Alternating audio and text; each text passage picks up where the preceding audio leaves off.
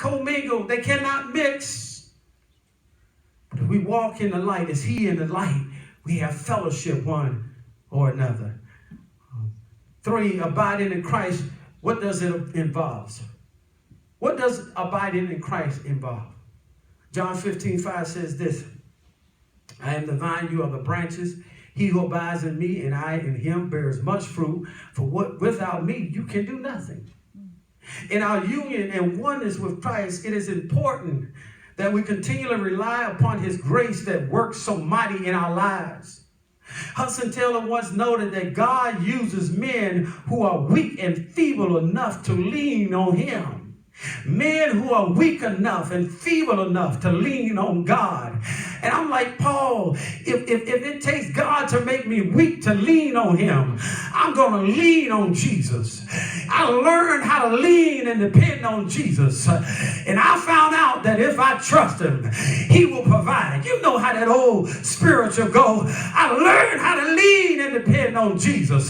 But somebody wrote that spiritual when they was going through something that just didn't make sense, that they had to learn how to lean. I learned how to lean when I was going through. I learned how to depend on Jesus when it didn't make sense. I learned how to lean and depend on Jesus, and I found out that everything that I was going through, that if I just trust him, that he will provide.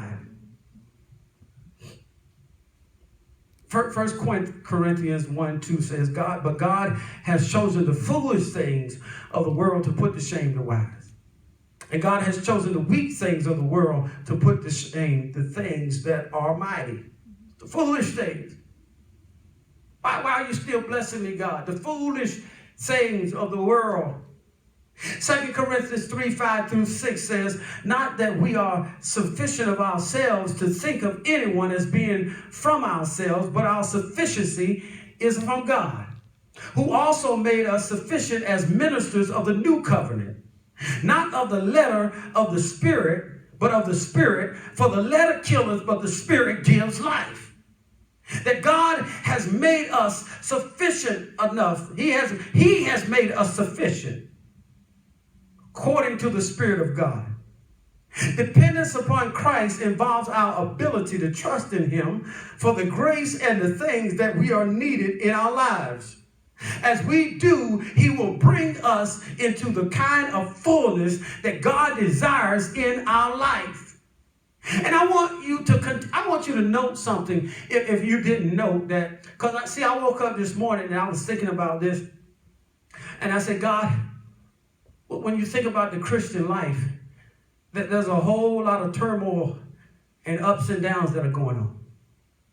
And God said to me, I purposed it that way.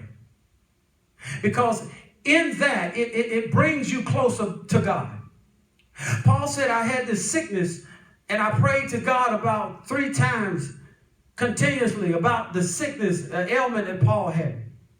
And God said, my grace is sufficient for you. Whenever you're weak, that I'm strong. And in fact, we demonstrate God not in our strength, but we demonstrate who God is in our weakness. We demonstrate that God is really God in our go-through. We demonstrate who God really is when we have times of challenges such as we're going through. That's what we demonstrate. That's the opportunity for God to be glorified in our lives. And if you have not paid attention and you become mature enough, you'll begin to understand the pattern of God, how God works. You'll begin to understand the pattern of life, that God could have recreated another God or himself. He couldn't have recreated another God because it wouldn't be God, but he could have did it any other way outside of sending Jesus and implanted himself in a virgin's womb and being born and becoming who he was. That he goes along with the natural course of things. That God said, because I allowed for the enemy to go in the garden and I allowed for him to tempt them and they fell, because God is the God who gave them free will. They were free moral agents. God said, I'll just operate inside of what is already done and I'll make it work out to the good. And when I'm really telling somebody that you've got to stand up in the capacity that God called you, and you got to say, no matter what's going on, no matter what's happening, I don't care what bad thing is doing, because of what Christ did, God will never separate himself from me as long as I have faith that all things will work together for good. All things have to work together for good. It's in the midst of it. Jeremiah 17:7-8 says, blessed is the man who trusts in the Lord and whose hope is in the Lord. Verse 8, for he shall be like a tree planted by the waters, which spreads out its roots by the river and will not fear when heat comes. But her leaves will be green and will not be anxious in the year of drought, nor will cease from yielding fruit.